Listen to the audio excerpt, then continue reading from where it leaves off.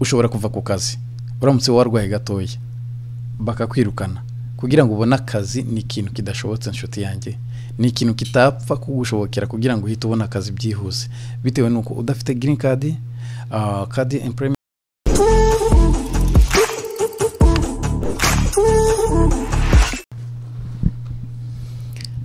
nshuti bakunze mukurikiye ku Isanga TV ikorera mu mujyi wa Grand Rapids muri Leta Zunze Ubumwe za Amerika. Kuri uyu munsi ni umunsi tugiye gukorana ikiganiro kandi ndakeka kiribuze kubaryohera cyangwa se kiribuze kubashimisha abantu batandukanye bari muri state zitandukanye cyangwa se bari mu migabane itandukanye haba muri Afrika haba muri Aziya ndetse no muri Europe ahantu hose hatandukanye. So ni ikiganiro kiribuze kuturyohera. Tugiye kuganira ku byerekeranye n'abimukira bari hano muri Amerika cyangwa se tugiye kuganira ku byerekeranye n'uburyo bwo kubona ibyene gihugu hano muri Amerika cyangwa se ibyangombwa ahangaha muri Amerika.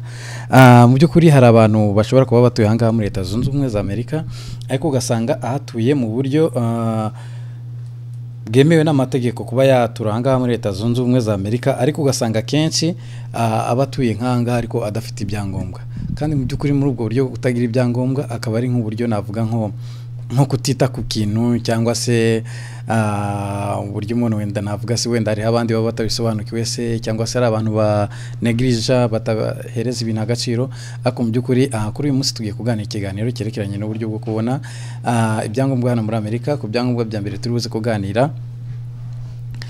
kuganira ku byerekeranye na green card. Kuganira ku byerekeranye na green card. Rero green card nayo ni cyangombwa cy'ingenzi cyane kikwemera kuba ahangaha muri Amerika mu gihe runaka mu gihe uba wemereye kuba ahangaha muri Leta Zunze Ubumwe za Amerika. Ikindi kintu cya kabiri turuze kuganira ku kantu cyerekeranye nako ni travel document. Travel document nacyo ni cyangombwa ushobora kubona ugiye kujya nk'ahantu nko muri Afrika tuvuge ni nk'urugero cyangwa se ushaka kujya nk'Iburaya mu gihe utarabona passport yo muri Amerika cyangwa se utarabona ubwene gihugu ukabasha kuyikoresha cyangwa se kuyitabaza. Akandi kantu ka gatatu dushobora kuba twaza kuganiraho kuganira ku byerekeranye n'ubwene gihugu, uburyo bwo kubona ubwene gihugu cyangwa se uburyo bwo kuba washobora kuba umwene gihugu umunyamerika mbese muri rusange. Nshuti rero mukunzi kuri kino kiganiro ushobora kudatuye muri Leta Zunze Ubumwe za Amerika ariko ufite umuvandimwe wawe hano muri Leta Zunze Ubumwe za Amerika. Ndagushishikariza kugira ngo nuramuka ubonye kano ka video cyangwa se uramutse ubonye iyi video iramutse iri buze kujya kuri YouTube uyisendingire umuvandimwe wawe hano muri Leta Zunze Ubumwe za Amerika cyangwa se uyisendingire n'undi muntu wari wese kugira ngo ibashe kuzamufasha. Nibo tugiye kuganira rero tugiye kuvuga tuti uri umuntu uvuye muri Afrika cyangwa se uvuye mu ndi mugabane utandukanye uje muri Leta Zunze Ubumwe za Amerika ngaha muri kino gihugu. Mu gihe ukiza ukigira muri iki gihugu uba ufite urupapuro rukwemera kuba uje muri Amerika. Mu gihe rero ufite document ikwemera ko uje muri Amerika biba bisaba kugira ngo umare igihe kingana n'umwaka hano muri Amerika kugira ngo waplike green card. Green card uyaplika umaze iki umwaka umwe. Urangije ko aplika green card noneho nka nyuma y'imyaka 5 nibwo wayemereye ko aplika ubwene gihugu. Ariko reka duse nk'abagaruka tuganiye ku byerekeranye na green card, uburyo bwo kubona green card, processes binyuramo cyangwa se n'uburyo wayibonamo. Mu byukuri niba uramutse waraje muri Leta Zunze Ubumwe za Amerika mu buryo bwemewe n'amategeko twavuga waraje nk'impunzi se waraje no mu zindi system ariko sana turibanda ku mpunzi kuko akenshi usanga ari bo bantu baba bakenewe niko navuga bitewe nuko abari abantu babaje donc bo gufashwa cyangwa se babantu navuga basa nkaho badasobanukiwe naho bari kujyana naho bari kuva ibintu nk'ibyo. Uramutse rero umaze nk'umwaka hano muri Amerika mu gihe uri hano muri Amerika ugomba kugenda ujya kwa muganga. Mu gihe ujya kwa muganga uterwa inshinge bita immunization code, ni inshinge zijyananye no kuba watura hano muri Amerika ugomba guterwa kugira ngo uzabashe kubona green card cyangwa se uzabashe kubona n'ubwene gihugu. Cyangwa se wenda simbizi mu bintu bijyananye n'ibya kiganga cyangwa se zishobora kuba zigufasha ku buzima bwawe kugira ngo ubuzima bwawe bugende neza. Rero icyo kintu nakubwira ngo izo nshinge nazo nizo zingenzi cyane zibanze. No kuvuga ngo iyo wazitewe ukaba umaze nk'igihe kingana n'umwaka waratewe ziranshinge baguhereza ikintu bita envelope. Iyo envelope ibirimo document ibirimo impapuro runaka.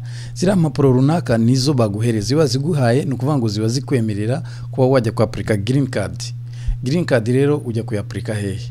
ushobora kujya kuyaplika muri immigration ahantu hemewe n'amategeko, ushobora kuyaplika ku muntu w'umushuti wawe uramutse ubizi ubisobanukiwe neza nawe yayikwaplikira, ushobora kuyaplika kuri za offices zitandukanye z'ahantu abantu baba barakoze nka office bakabikora bakajya baplika nk'ama green card, ibyangombwa n'ibindi, ariko mu buryo bwemewe n'amategeko. Ntabwo mvuze mu buryo butemewe n'amategeko, mu buryo bwemewe n'amategeko, mu buryo bwo gufasha abantu kugira ngo services zibagereho cyangwa se bazibone mu buryo butabavunnye. Ubwo rero nshuti yanjye muvandimwe, uramutse uri umuntu umaze umwaka ukwiriye kujya kwaplika green card. Niba utararangiza ziranshinge bikurikirane, ushaka kugira ngo ubone ziranshinge uziterwe, nurangiza kuziterwa hanyuma ugohereza iyo envelope. Niba mara kuguhereza iyo envelope ugenda ujye kwaplika green card. Numara kwaplika green card, icyangombwa cya mbere kikwemera gutura muri Leta Zunze Ubumwe za Amerika uzaba uwakibonye. Tugiye gusa nkaho tuganira ku kantu kerekeranye no ku bantu bajya bitiranya kudashaka icyangombwa cya green card. Mu by'ukuri ushobora kuvuga ngo ntabwo green card wumva wayishaka mu buryo bwihuse, ariko green card ni ikintu cy'ingenzi. Mu gihe uzaba umaze umwaka wose uri mu kazi, noneho green card ukaba utayifite, so mu mwaka wa kabiri nturana yaplika ngo wenda ngo ufite cya document cyerekana ko wapritse green card, ntufite document yerekana ko wapritse green card, nuvuga mu by'ukuri ushobora kuva ku kazi uramutse warwaye gatoya bakakwirukana. Kugira ngo ubone akazi ni ikintu kidashobotse nshuti yanjye, ni ikintu kitapfa kugushobokera kugira ngo uhite ubona akazi byihuse, bitewe nuko udafite green card. Employment card yawe yabaye expired, yarengeje igihe, urazi ko imara umwaka umwe wonyine, so ukaba utarabona green card cyangwa utarana yaplika wenda ngo ufite ya document bagusendingira yerekana nka proof yuko wapritse green card, so kubona akazi hano muri Amerika ntabwo byagushobokera. So urumva rero izo ni ingaruka zikomeye cyane zishobora kuba zakubaho. Ibaze nk'umuntu w'umubyeyi ufite abana ukaba waragize ikintu cy'akadendeko cyo kutaplika ibyangombwa, mu by'ukuri ntabwo ari byiza. Uramutse utari wabyaplika rero, aka kanya nakawe ngwino waplike, cyangwa se ngwino usange Jire Tumaini. Dukorana n'abantu baplika ibijyanye n'ama green card. Murabizi dufite abantu nk'abari Manishimwe ndetse n'abandi batandukanye, so turagufasha tukakwaplika green card, mbese kurinda tuyikoza mu ntoki zawe mu biganza byawe, green card ukayibona, so icyangombwa ukakibona.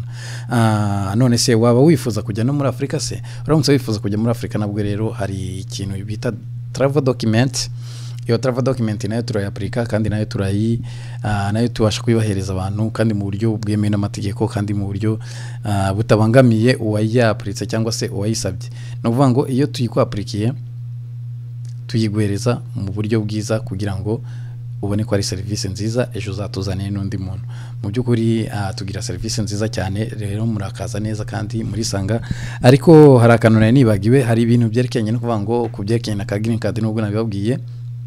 Tuvuge hari abantu ubusanga ari nk'abakecuru, abasaza se, ababyeyi batazi gusoma se, ugasanga wenda badafite n'umwana ushobora kuba yababwira ngo wenda ngo babona green card gute, cyangwa se niba bafite abantu bo kubitaho.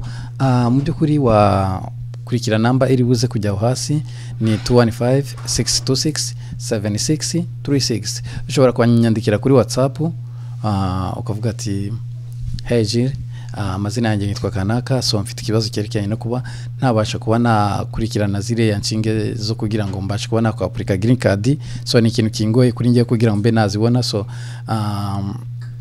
ukanyibwira nshobora kugusubiza nkaguhamagara cyangwa se tugachatinga, nkaba nagufasha muri ubwo buryo bwo kubona ziranshinge za green card. So ariko navuze ku bantu baramutse batishoboye, abantu bafite nk'ibibazo byo kubara nk'abakecuru batazi gusoma cyangwa se abantu batakwigezayo, mbese muri rusanga abantu bafite kira kibazo cyo kuba atabona uko ajyayo cyangwa se atabona uburyo yabona umuntu umukurikirana kugira ngo bashe kubona iyo green card. So ndahari hano rero nzagufasha kubona gukurikirana iyo green card, nkagufasha tukabujyana tukayakureba inshinge, bakagutera inshinge, nabamara kugutera inshinge endeni cyangwa se igihe runaka ira document ukayibona, bamara kuyibona ukaza tukakwaplika green card yawe ukayibona. Icyo ni cyangombwa cya mbere ubasha kubona kandi cyagufasha mu buzima bw'ejo hazaza. ako ni akantu nakubwira ku bantu bari basa nkaho badafite kiriya kibazo cyo kuba babona uburyo bwo bufasha, ariko ndavuga ku bantu batuye muri Michigan cyangwa se muri Grand Rapids, Lansing, ahantu nk'aho ngaho. So ariko abandi batuye mu yandi ma state ibyo ntabwo nshobora kuba nabishobora, ariko nashobora ku bantu batuye hano mbese duturanye muri uyu mujyi umwe wacu. Tugiye kujya ku kandi akantu kerekeranye na bwenegihugu. Mu by'ukuri ushobora kuba wibaza uti ntabwo ubwenegihugu nzabona, ntabwo nzi Icyongereza, sinabigenza gute, ariko ndakubwiza ukuri ko kubijyananye n'ubwenegihugu ushobora kububona mu buryo butakugoye cyane. Simvuze ngo uzaza tukwapurikire ngo tubuguhereze, uzaza tukwapurikire tugufashe serivisi zo ngizo zo kwapurika muri processes zo kugira ngo ubone ubwenegihugu, and then ujye gukora ikizamini. Ariko nujya gukora ikizamini, ikintu nabasha kugushishikariza cyangwa se nakubwira nuko umva udafite ubwoba ngo wumve yuko kira kizamini ujya kugikora uzafite ubwoba, ibibazo ni byinshi, ibintu nk'ibyo byose, ati ntago nzi Icyongereza. Please inshuti yanjye, ni ikintu cyoroshye cyane kandi kidakomeye kuba wabasha kugenda ugakora ubwenegihugu nk'abandi ukabupasinga ukabubona. Ntibisaba Icyongereza cyakindi kiri hayi cyangwa se kimeze gite, kandi ubwenegihugu ukabubona. Ngiye kubahereza nk'urugero. Bashobora kukubaza ati ese umujyi utuyemo ni uwuhe? Bakoje ati ese umujyi utuyemo ni uwuhe? Ni ukuvuga ntabwo wayoberwa umujyi utuyemo, wavuga ati ntuye mu mujyi wa Grand Rapids. Ese bakubaje ati se kapitale ya Michigan ni iyihe? Ushobora kuvuga ati ni Lansing. Bakubaje se perezida wa Amerika yitwa nde? Wavuga ati ni Donald Trump. Bakubaje ati se maybe nk'izina ry'indirimbo y'igihugu ugomba kurifata ukaba warivuga. So bakubaza guverineri wanyu muri state yanyu yitwa nde? Ni ikintu cyose cyane kubivuga. Ubu tuvugana mbabwiye utuntu nk'utugira nk'utubazo nkatungaye ku buryo ushobora kuba watwize, ushobora kugenda ugaperforminga exam kabisa ukayikora. Kuri uyu munsi nsa nkaho ndi kubakoresha akaganiro cyangwa se ndi kubabwira akaganiro, ariko ubutaha nzagaruka mbagarurira ibibazo bashobora kubaza ku buryo uzaba ufite nka kimwe cya kabiri n'umuka ukurikiranye ibintu bibazo nzaba mfite n'abajanga kuba wahita ubona ubwenegihugu mu buryo bwihuse cyane. So rero inshuti yanjye muvandimwe, nagushishikariza kutitinya, ugatinyuka ugasoma Icyongereza gake cyuzi ukagerageza, ubundi ugakurikira ibibazo ugira nko ku 10 cyangwa 20 ukagenda ubyiga gutyo, ejo kongera ukiga ibindi 10, ejo kongera ukiga ibindi 10, bahitamo ibibazo 10 byonyine. Muri bya bibazo 10 umaze gutsinda bitandatu, ubu wagize amahirwe biba byarangiye ubwenegihugu babonye. Ikindi kandi nakubwira kubyerekanye n'ubwenegihugu, buryo bari gukoresha examen, iyo bakoresha examen kuri bari abantu bari gukoresha examen bagendera no ku myaka. Tuvuge ko uramutse uri umuntu mukuru ukabura umuntu w'umubyeyi mukuru, bano bantu bari hejuru y'imyaka hejuru ya za 40, burya kenshi babona ko ari abantu bakuze. So mu gihe bari abantu bakuze rero akenshi baraborohereza, ni handi babaza ibibazo biba byoroheje, ni handi babaza kugira ngo babashe kubona bura bwenegihugu. Ariko se uzaramuka uri umusore ufite imyaka 35, ufite imyaka 27, 28, urumva bashobora kukubaza ibibazo bikomeye cyane kugira ngo ugerageze nawe bisubize nk'umuntu kameme wize, ushobora kuba wagenda ukadefanda Amerika. Burya niba ubonye bura bwenegihugu ubaye umunyamerika, no kuvuga ngo ahantu wagira hose ugomba kudefanda Amerika, ahantu wagira hose ugomba kuyirwanirira. Murumva? Ubwo nukuvuga rero inshuti yanjye, so ntago ubona ubwenegihugu by nothing, ugomba kubanza ukamenya, ukagira ubumenyi uri bukore, ibintu nk'ibyo uri bukore, rukumva. So rero ikintu nakubwira, nta gutinya examen, nta gutinya ikintu cyo kuvuga ngo uratinya examen, kuvuga ngo uri performing ubwenegihugu ugatinya examen. So nta kintu kirimo gikomeye kabisa. Gusa ariko ku myaka abantu bakiri batoya byo ugomba kwiga, ukagira hari ukavugenda uvuga Icyongereza gisobanutse kimeze neza, wamara kuvuga Icyongereza gisobanutse kimeze neza, and then bajya kukubaza nk'amakwizi, bakubaza bimwe mu bibazo bikomeye, ntago bakubaza mu tubazo tworoshye. Usabwa kuba warize kuko uri umujene, ariko mu gihe babona ari umuntu w'umukecuru, umuntu w'umusaza se, umuntu se ubutarize, bageragereza kukorohereza kugira ngo ubwenegihugu ubutahane. Mu by'ukuri reka mbabwire yuko Amerika cyangwa se muri rusange bine bihugu biba byarateye imbere, akenshi bifata umuturage wabyo cyangwa se umuntu bituriye nk'umwana wabo, nka kwa kundi umubona umubyeyi afata umwana we. Umubyeyi akunda umwana we, kandi akamwifuriza icyiza. Ibihugu rero biba byarateye imbere byo ni ibihugu biba bishobora kuba biduteza imbere, byifuza kugira ngo tugire ubuzima bwiza, byifuza kugira ngo tumere neza. So rero nakubwira ngo biradufasha kugira ngo ubashe kuba wabona ari amahirwe y'ubwenegihugu. Ni ku bantu bakuze, ku bantu batize, ku bantu batagize ute, ubwo niko biba bimeze. Rero nshuti muvandimwe, nagushishikariza kugira ngo ariko nawe ugerageze wige Icyongereza, ugerageze wige birabibazo, ugerageze kugira ngo nawe nibajya kukubaza ntibabone ko uri wa muntu utaza akantu kameme. Ko niko kantu nakubwira kugira ngo ugase nk'aho ari nk'akasekere nakubwira. Nawe ubwenegihugu kubutaha nabwo ugomba kubutahana. Tugiye ndakeka tugiye kubibutsa ku bintu twavuzeho. Twavuze ku bijyananye n'uburyo wabona travel document, twavuze ku bijyananye n'uburyo wabona green card, twavuze ku bijyananye n'uburyo wabona ubwenegihugu. And then reka nse nkubabwira ku bijyananye n'ubwenegihugu, ingaruka zerekeranye no ku muntu utabona ubwenegihugu. Ingaruka ni nyinshi cyane, birashoboka ushobora kwibeshya ukajya nko muri Afrika. So baca umugani ngo nyiri urutwe runini ntarengwa n'umujugujugu. Wagira nko muri Afrika udafite nk'ubwenegihugu, so wagira nk'ahantu mu kabari uri gusoma agacupa kawe, umunyarugoma akaza akakwendereza, ugasanga ugiye muri gereza, wajya muri gereza wafungwa. Kugira ngo uzavemo byasaba kugira za processes ndende, kugira abantu bagukurikirana. Kenshi ushobora kwikurikirana wowe ubwawe cyangwa se abantu bawe kugira ngo ushobore kuvamo. Ariko umanutse ufite ubwenegihugu, ufite citizenship yawe, wibitseho passport yawe kuri umunyamerika,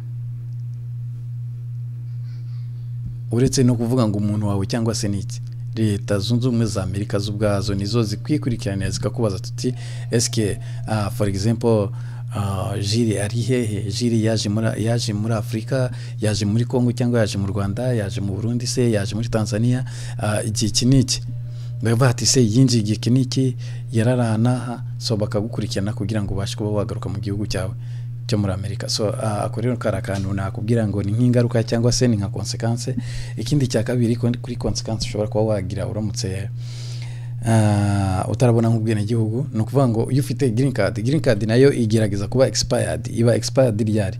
Iba expired burya uzarebe green card nayo igira igihe itangirwaho n'igihe izaba expired. Urongera ukajya kuri renovera ugafata indi nshyashya kugira ngo uyigire. Akenshi cyane ko buntu basigaye bana kugira ngo baguhereze indi nshyashya ushobora kubanza ugakora examen. Papa ntago wapfa kugenda ngo ibone by nothing, ugomba gukora examen usa nk'ongeye gutangira bundi bushyashya. So rero nshuti bavandimwe bakunzi bakwisanga TV ikorera mu mujyi wa Grand Rapids muri Leta Zunze Ubumwe za Amerika, tubereye hano kugira ngo tubafashe, tubabwire ibintu bya bagirira akamaro, tubabwire ibintu bya bya kubaka society yacu kugira ngo ibashe gukomera, ibe strong. Tubabwire ibintu byadufasha mbese muri rusange. Mu by'ukuri rero nshuti yanjye, niba utarapurika green card, akaniko kanya kawe kugira ngo ube waza uramutse ufite nk'umwaka umwe, kandi uramutse ufite ikibazo cyo kuba ngo utazi by'inshinge zawe ziraza ari code zawe ukaba utabasha kuzibona. So gerageza umuhamagare cyangwa se unyandikire kuri WhatsApp tuvugane, nkubonera uburyo nagufasha muri iyo service, and then ubashe kubona ibyangombwa byawe kandi turi mu gihugu usa nkaho utari umuntu w'impunzi kameme. Tugerageze kugenda tuzamuka mu rwego tuva mu rundi tujya mu rundi. Gira green card ubu umuturage uturiye hano Amerika, bamere gutura hano muri Leta Zunze Ubumwe za Amerika, nyuma y'imyaka 5 ugira ubwenegihugu, noneho ube uri umunyamerika full.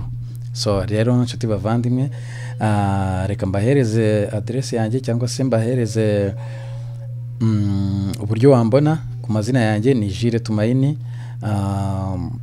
telefone yanjye ni 215-626-7636. ushobora kwandika kuri WhatsApp cyangwa se ukampamagara muri za weekend, akenshi nibwo mboneka kuko mu minsi isanzwe ari igihe umuntu aba ari nko mu kazi ugasanga aba ari nk'ibintu bitapfa gushobokera umuntu kwitaba nka telefone. So rero nshuti bavandimwe, reka twongere tubabwire n'akandi kantu dushobora kuba twabafasha. Ushobora kuba wifuza kugura inzu hano muri Leta Zunze Ubumwe za Amerika, cyane cyane nko muri uyu mujyi wa Grand Rapids cyangwa se muri Lansing cyangwa se hano muri za Karamazu. So turahari kugira ngo tubafashe. Dufite abantu bashinzwe ibintu bijyanye no kugura amazu no kuyagurisha. So uramutse ukeneye iyo service wadusanga, nimero ni yindi wampamagara tukavugana.